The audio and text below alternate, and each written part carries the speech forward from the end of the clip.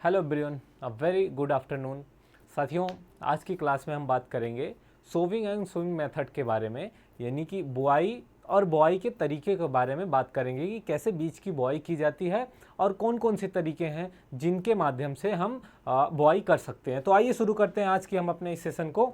सबसे पहले हम यहाँ पे समझने की कोशिश करते हैं गाइस कि बुआई क्या होता है, जिसे इंग्लिश में सोविंग कहते हैं।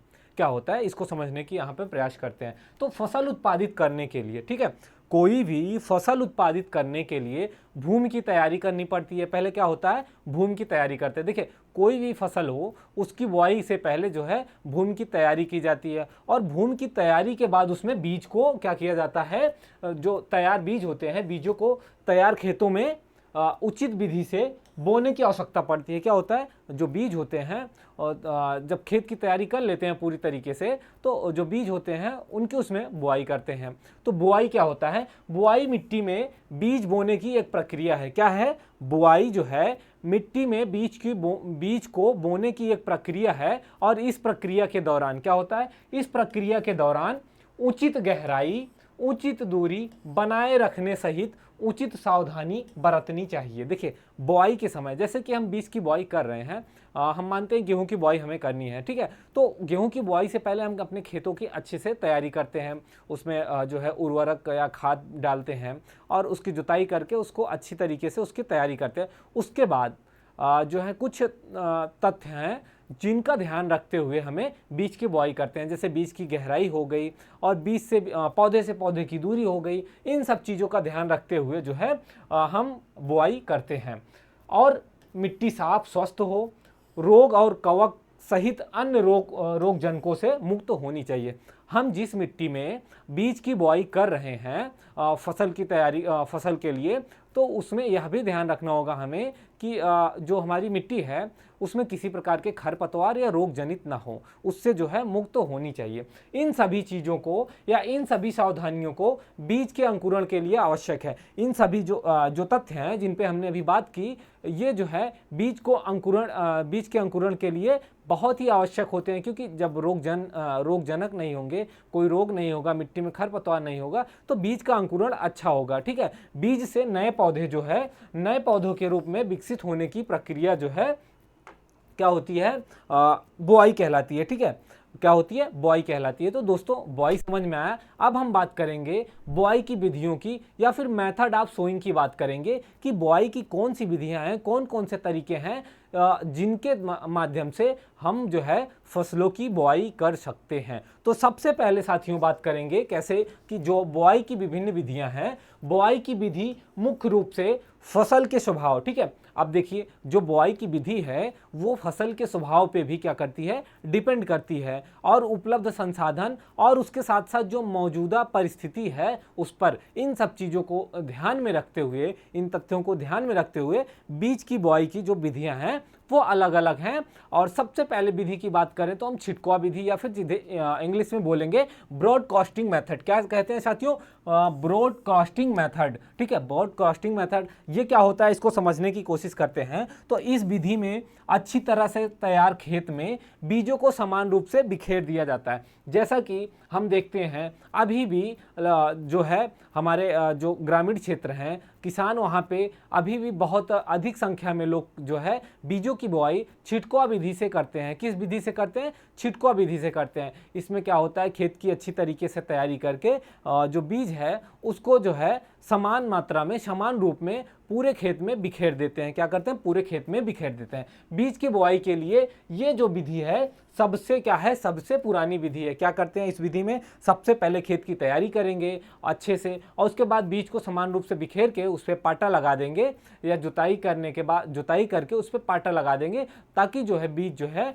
मिट्टी में थोड़ा सा अंदर चला जाए, ढक जाए, ठीक है। और उसके बाद क्या होता है, फसल बीजों की बुआई की जो ये विधि है ये सबसे पुरानी विधि है। जो आदिकाल से चली आ रही विधि है वो है ब्रॉडकास्टिंग या फिर छिटकुआ विधि है जिसके माध्यम से पहले से ही खेती की जा रही है। आगे बात करें दूसरे और इसमें जो छिटकुआ विधि है इसकी कौन कौन सी हानियां हैं, हम इस पे बात करें तो इस विधि में सबसे पहला जो हानि है किसान को छिटकुआ विधि में वह यह है कि इसमें जो बीज दर है, बीज दर की मात्रा अधिक लगती है। क्या होता है, बीज दर जो सीड रेट होता है जिसे कहते हैं, 1 हेक्टेयर में जो फसल को बोने के लिए, जो फसल को तैयार करने के लिए जो बीज दर की आवश्यकता होगी छिटकुआ विधि से अधिक बीज दर की आवश्यकता होती है। और इसके साथ साथ जो बीज होते हैं छिटकुआ विधि से बुआई करने पर कुछ बीज जमीन में नीचे चले जाते हैं, कुछ ऊपर चले जाते हैं, कुछ ऊपर ही रह जाते हैं। तो ऐसी अवस्था में क्या होता है, अंकुरण भी पूरी तरीके से संभव नहीं होता है।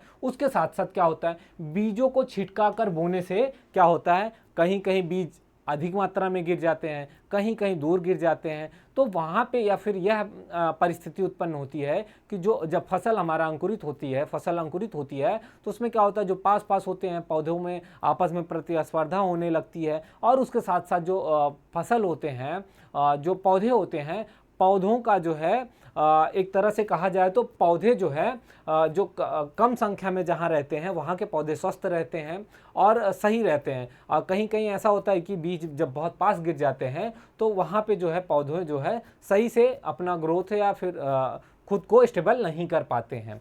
अर्थात पूरे खेत में समान पौधों की संख्या क्या होती है, प्राप्त नहीं होती, जिससे कम या उत्पादन या आमदनी प्राप्त होती है। क्या होता है, इस विधि से उत्पादन या फिर आमदनी जो है उस पर भी काफ़ी प्रभाव पड़ता है। क्योंकि जैसे कि छिटकुआ विधि से क्या होगा कि बीज जो है कहीं कहीं बहुत नीचे ज़मीन में चला जाएगा, कहीं एकदम ऊपर ही रह जाएगा, कहीं बीज एकदम पास पास पे गिरे होंगे, कहीं बीज जो है दूर होंगे, उनके जो बीज की दूरी होगी वो असमान होगी। और उसके साथ साथ जल तथा उर्वरक उपयोग का जो दक्षता होती है वो भी कम हो जाती है। और जो कृषि के अन्य जो माध्यम हैं जैसे कि हम खरपतवार का नियंत्रण करना, इन सब में भी जो है कठिनाई उत्पन्न होती है छिटकुआ विधि से। आगे बात करते हैं साथियों कतार विधि या फिर जिसे कहते हैं ड्रिलिंग मेथड कहते हैं। ठीक है, कतार विधि या ड्रिलिंग मेथड। अब यह मेथड की शुरुआत या खोज क्यों की गई, तो सबसे पहले हम यहाँ पे समझने की कोशिश करते हैं जो छिटकुआ विधि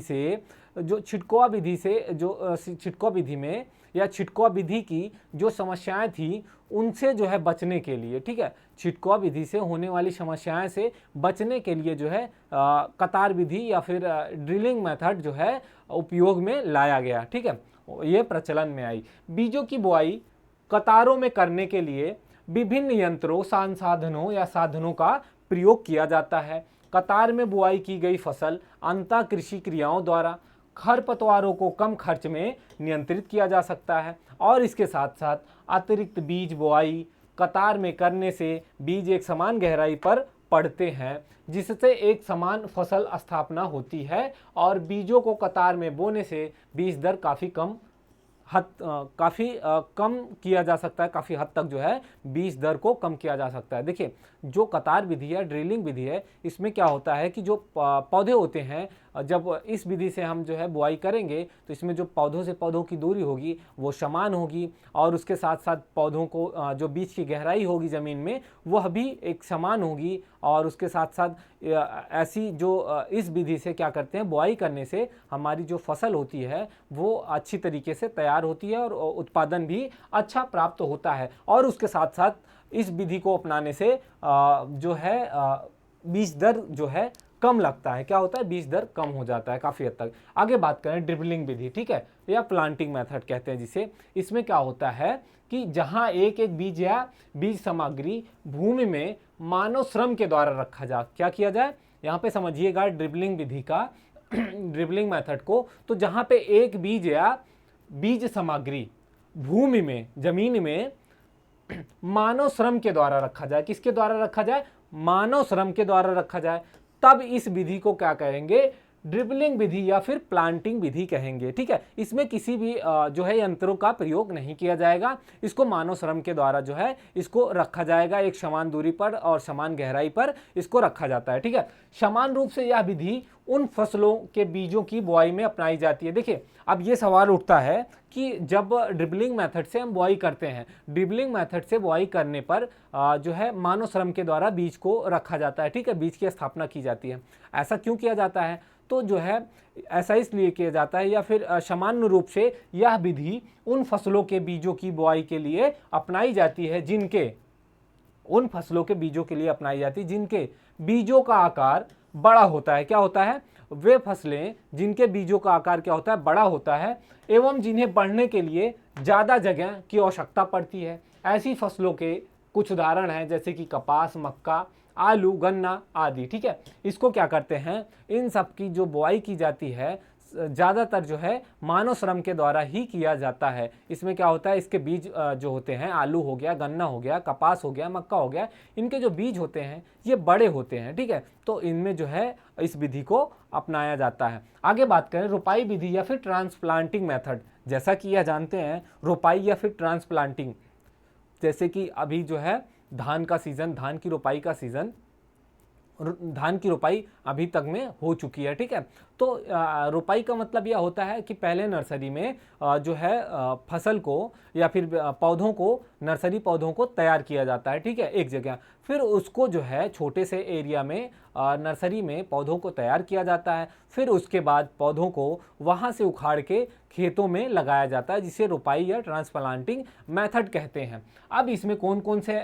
फसलें हैं जिनका प्रयोग किया जाता है? तो पौधे तैयार करने के लिए क्या करते हैं, छोटे बीज वाले फसलें लेते हैं। ठीक है, ट्रांसप्लांटिंग मेथड या रोपाई मेथड उन फसलों के लिए उपयोग की जाती है जिसमें जो है जिनके जो बीज होते हैं वो बहुत ही छोटे होते हैं। ऐसे कौन कौन सी फसल होती हैं, जैसे तंबाकू हो गया, मिर्च, टमाटर इत्यादि को क्या करते हैं, उथला बोना चाहिए, एवं उचित अंकुरण के लिए बीज बीच में क्या करते हैं, सिंचाई करते रहना चाहिए। और सिंचाई करने, खरपतवार नियंत्रण, कीट व्याधि नियंत्रण आदि की दृष्टि से अधिक क्षेत्रों में फैले इन अंकुरित हो रहे बीज या फिर पौधों या थराहों की देखभाल करना एक समस्या है। अतः बीजों को एक छोटे क्षेत्र में लगाया जाता है, जिससे क्या कहते हैं, बीज सया कहते हैं या फिर नर्सरी कहते हैं, जहाँ पे पौधों उगने के लिए पौधों की देखभाल आसानी से की जाती है। देखिए, रोपाई विधि में सबसे पहले क्या करते हैं, पौधों की नर्सरी तैयार करते हैं, जिसे बीज सया या फिर नर्सरी कहते हैं। इसमें क्या होता है कि पौधों की छोटे से एरिया में किया जाता है ताकि पौधों की अच्छे से देखभाल की जाए, और वो जब पूरी तरीके से रोपाई के लिए तैयार हो जाए तो उसको जो है नर्सरी से निकाल कर जो है उसको रोपाई के लिए खेतों में लगाया जाए। अब बात करें रोपाई विधि के लाभ। तो रोपाई विधि के लाभ की बात करें तो सिंचाई जल की बचत होती है, क्योंकि हम पहले से पौधों को एक छोटे से एरिया में नर्सरी तैयार करते हैं, और पौधों की स्थापना तथा फसल सघनता में वृद्धि। धान के परिप्रेक्ष्य में बात करें तो रोपड़ी या फिर नर्सरी एक छोटे क्षेत्र में उगाई जाती है और बाद में मुख्य क्षेत्र में वांछित अंतराल पर क्या करती है, रोपाई कर दी जाती है। देखिए, धान का क्या होता है, धान की हम बात कर लेते हैं, जो कि अभी रिसेंटली जो है इस धान की रोपाई हो चुकी है। तो धान में क्या होता है, सबसे पहले धान जो नर्सरी तैयार की जाती है उसमें धान के बीज को डाला जाता है। फिर उसके बाद जब नर्सरी तैयार हो जाती है, यानी कि पौधे जब रोपाई हेतु तैयार हो जाते हैं, स्वस्थ पौधे, तो उसको क्या करते हैं, सीधा खेतों में उसकी क्या करते हैं, ट्रांसप्लांटिंग करते हैं या फिर रोपाई करते हैं। अब रोपाई करने में क्या होता है, एक निश्चित दूरी पे पौधों की रोपाई भी की जाती है, और उसके बाद आसानी से इसमें क्या होता है, पौधों में जो है रोपाई विधि में आसानी से एक तरह से जो खरपतवार नियंत्रण होता है वह भी आसानी से खरपतवार नियंत्रण जो है बीच में जैसे कर लिया जाता है, या फिर खरपतवार नियंत्रण भी करने में भी काफ़ी आसानी होती है। आगे बात करें, बीज दर की बात करें या सीड रेट की बात करें, तो भूमि के प्रति इकाई क्षेत्रफल में क्या करते हैं, भूमि के प्रति इकाई क्षेत्रफल में बुआई के लिए, देखिए हम यहाँ पे समझने की कोशिश कर रहे हैं सीड रेट या फिर बीज दर किसे कहते हैं, क्या समझ रहे हैं, यहाँ पे हम सीड रेट की बात कर रहे हैं। ठीक है, सीड रेट क्या है, तो सीड रेट का मतलब ये होता है कि भूमि के प्रति इकाई क्षेत्रफल में हमें किसी भी भूमि के जहाँ पे जो हमें बीज की आवश्यकता होती है बुआई के लिए, प्रति इकाई क्षेत्रफल में जो बीज की मात्रा की आवश्यकता होती है उसे ही बीज दर कहते हैं। जैसे कि हमने माना, सपोज करते हैं कि हमें 1 हेक्टेयर में बुआई करनी है। ठीक है, कितना, 1 हेक्टेयर में बुआई करनी है, तो उसके लिए जो है जो बीज दर की संस्तुति की जाएगी, बीज मात्रा की किलोग्राम में, उसे बीज दर कहते हैं। सामान्यतः जो है प्रति किलोग्राम क्या होता है, किलोग्राम प्रति हेक्टेयर जो है क्या करते हैं, सीड रेट को या बीज दर को व्यक्त करते हैं। फसल के स्वभाव एवं बीज के आकार, बुआई की विधि के अनुसार बीज दर में परिवर्तन होता रहता है। देखिए, जो भी फसलें हैं और जो जितनी भी फसलें हैं सबका बीज आकार अलग होता है, कुछ बीज छोटे होते हैं, कुछ बड़े होते हैं। तो इनको क्या करते हैं, इनको जो है प्रति हेक्टेयर प्रति किलोग्राम पर हेक्टेयर में व्यक्त करते हैं। और उसके साथ साथ हर जो फसल होती है, सब फसल का जो सीड रेट यानी बीज दर होता है वो अलग अलग होता है। आगे हम बात करते हैं स्पेसिंग की या फिर अंतरण की, यह क्या होता है, क्योंकि जब हम क्रॉप्स के बारे में पढ़ते हैं तो ये सवाल उसमें आता रहता है कि स्पेसिंग क्या होती है, सीड रेट किसे कहते हैं। तो यहाँ पे ये समझने की भी हमें आवश्यकता है। तो फसल स्पेसिंग की बात करें तो फसल कतार या फिर अंतः कतार की दूरी तथा कतार में पौधों के बीच अंतराल की दूरी को अंतरण कहते हैं। इसे सेमी में व्यक्त करते हैं। इसको यहाँ पे थोड़ा सा हम समझने की कोशिश करते हैं, समझने का प्रयास करते हैं कि स्पेसिंग क्या है। ठीक है, तो जैसे कि स्पेसिंग, एक पौधा हमने यहाँ एक पौधे की रोपाई की, ठीक है, फिर दूसरे पौधे की रोपाई यहाँ पे की, तो जो बीच की दूरी है, बीच में जो गैप है, बीच में जो जगह है, उसे क्या कहते हैं, स्पेसिंग कहते हैं या फिर अंतरण कहते हैं। क्या कहते हैं इसको जो है अंतरण कहते हैं। ठीक है, अंतरण कहते हैं इसको।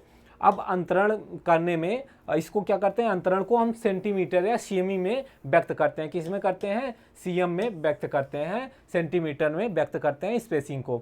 आगे हम बात करें प्लांट पॉपुलेशन की या पौध संख्या की बात करें। ये प्लांट पॉपुलेशन या पौध संख्या क्या है, तो भूमि के एक इकाई क्षेत्रफल में क्या होता है, भूमि के एक इकाई क्षेत्रफल में पौधों की संख्या को पौध संख्या या फिर पौध घनत्व कहते हैं। क्या कहते हैं, किसे कहते हैं, देखिए पौध घनत्व, पौध संख्या या फिर प्लांट पॉपुलेशन। हमको जैसे कि 1 हेक्टेयर में हमें खेती करनी है, ठीक है, तो उसमें जो पौधे लगेंगे उनकी जो संख्या होती है उसे ही हम क्या कहते हैं, क्या कहते हैं, उसे पौध संख्या या फिर प्लांट पॉपुलेशन कहते हैं। अधिकतम उपज प्राप्त करने के लिए इष्टतम पौधों की संख्या की स्थापना क्या है, अनिवार्य है। ठीक है, कहने का मतलब यहाँ पे है दोस्तों कि जो अब हमें अच्छी उपज प्राप्त करनी है, ठीक है, अधिकतम उपज प्राप्त करना है, तो उसके लिए जो हमें जो पौध संख्या होती है उसकी स्थापना जो है इष्टतम होनी चाहिए।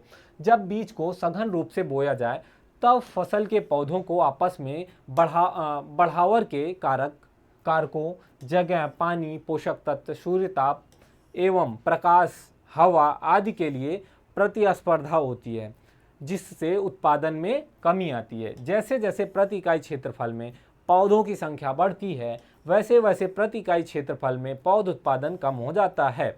और पौधों की संख्या या फिर सघनता मिट्टी के प्रकार एवं फसल के अनुरूप परिवर्तित होती है। अधिकतम उत्पादन प्राप्त करने के लिए उचित पौध संख्या बनाए रखना चाहिए। अब यहाँ पे समझते हैं प्लांट जो पौध जो होता है, प्लांट पॉपुलेशन या फिर पौध का जो घनत्व होता है वो क्यों ज़रूरी होता है। तो देखिए जब पौधे बड़े होते हैं तो उनको जगह की आवश्यकता होती है, ठीक है, सूर्यताप की आवश्यकता होती है। तो जब वो उनकी जो पौधों की जो संख्या निश्चित होगी, उनके आपस की जो दूरी निश्चित होगी, तो पौधों को जो है अपनी वृद्धि करने में आसानी होगी। और साथ ही साथ जो बाह्य कारक होते हैं जैसे कि उनको ऑक्सीजन, पानी, पोषक तत्व और उसके सूर्यताप, इन सबको जो है उनको आसानी से प्राप्ति होगी और पौधों में आपस में प्रतिस्पर्धा भी कम होगी। अब बात करें रोपड़ी उगाना या फिर नर्सरी राइसिंग, ये क्या है। तो जब सामान्य भूमि पर एक वर्ष में एक से अधिक फसल उगाना हो तो प्रत्येक फसल के द्वारा लगने वाले समय में कमी करनी चाहिए। देखिए जब समान भूमि पर एक वर्ष में हमको एक से अधिक फसल लेनी है, ठीक है, तो फिर प्रत्येक फसल के द्वारा लगने वाले समय में कमी रहनी चाहिए। शुरू की अवस्था में थराहों या फिर पौधों की बढ़ावट, इसको जो थराहों यहाँ पे कहा गया है इसको हम पौधे भी कहते हैं, ठीक है, इसको क्या कहते हैं साथियों, इसको पौधे भी कह सकते हैं। पौधों की बढ़ावट काफ़ी धीमी होती है। खेतों में थराहों या फिर पौधों को स्थापित करने के लिए अतिरिक्त देखभाल की आवश्यकता पड़ती है क्योंकि वो बहुत नाजुक होते हैं। छोटे बीज वाले फसलों को उथला बोना चाहिए तथा उचित अंकुरण के लिए बीच बीच में क्या करते हैं, सिंचाई करते रहना चाहिए। उग रहे बीजों या फिर पौधों में जो अधिक क्षेत्रफल में फैले होते हैं उनकी देखभाल करना एक समस्या होती है। यह समस्या पानी देने में, खरपतवार नियंत्रण में, कीट व्याधि नियंत्रण में आदि की दृष्टि से जो है इसमें क्या होता है, समस्याएं आती हैं, ठीक है। तो इसलिए बीज को एक कम क्षेत्रफल में बोया जाता है जिसे बीज सया कहते हैं। जहां पर थराहों या फिर पौधों को उगाने के लिए सभी प्रकार की देखभाल की जा सकती है। देखिए, रोपणी का मतलब यह होता है कि जब हमें पौधों को लगाना है, ठीक है, तो इन सब जो खरपतवार हो गया, पानी की समस्याएं हो गई, कीट व्याधि नियंत्रण हो गया, इन सब से बचने के लिए क्या करते हैं, पहले इस छोटी सी जगह पे क्या करेंगे, हम बीज सया तैयार करेंगे। क्या करेंगे, हम छोटी सी जगह पे बीज सया तैयार करेंगे ताकि वहाँ पे अच्छे से उसकी देखभाल की जा सके और फिर उसको जो है दूसरी जगह लगाई जाए। आगे बात करें रोपाई की विधि या फिर मेथड ऑफ ट्रांसप्लांटिंग की बात करें तो सामान्य तौर पर रोपाई का कार्य हाथों से किया जाता है। किसके द्वारा किया जाता है? अगर रोपाई की विधि की बात करें तो सामान्यतः जो है रोपाई हाथों द्वारा की जाती है, लेकिन धान की बात करें या धान में रोपाई के अब कुछ यंत्र हैं जिन यंत्रों के माध्यम से जो है धान की रोपाई की जाती है।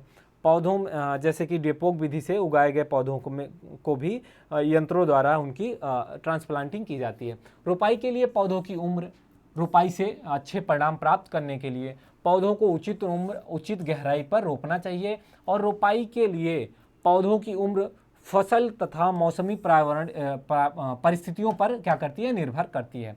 ठीक है, देखिए जब रोपाई करते हैं तो उसमें हमें ढेर सारे बिंदु होते हैं जिनका ध्यान रखना चाहिए, क्योंकि हमें अच्छी फसल उत्पादन के लिए या अच्छा फसल उत्पाद प्राप्त करने के लिए, ठीक है, अच्छी उपज प्राप्त करने के लिए हमें कुछ निम्न बिंदुओं पर ध्यान रखना चाहिए। अगर हम रोपाई के माध्यम से खेती कर रहे हैं या फिर जैसे हम धान की बात करें तो धान को जो है अच्छा परिणाम प्राप्त करने के लिए रोपाई का जो है अच्छे परिणाम प्राप्त करने के लिए क्या करते हैं, पौधों की जो उम्र होती है, पौधों की उचित गहराई होती है, इन सब बिंदुओं का भी ध्यान में रखकर और क्या करते हैं, इसकी रोपाई करते हैं। आगे बात करें बुआई नियंत्रण या सोविंग इक्विपमेंट की बात करें तो बीज की बुआई के लिए देसी हल हो गया, नाली हल, सीड ड्रिल, फर्टिकम सीड ड्रिल और मशीनीकृत सीड ड्रिल आदि आमतौर पर क्या करते हैं, उपयोग किए जाते हैं। ठीक है, तो ये कुछ बुआई के यंत्र थे जिनमें हमने बात करी। तो दोस्तों आज की जो हमारी क्लास थी हमने यहाँ पे डिस्कस किया बुआई और बुआई के प्रकार के बारे में, ठीक है, सोविंग एंड सोविंग मेथड के बारे में हमने यहाँ पे डिस्कस किया। तो मैं आशा करता हूँ कि आप सब लोग को आज की जो क्लास है ये ज़रूर पसंद आई होगी। आप लोग जो है क्लास को लाइक और शेयर करें और धन्यवाद। मिलते हैं अगली क्लास में।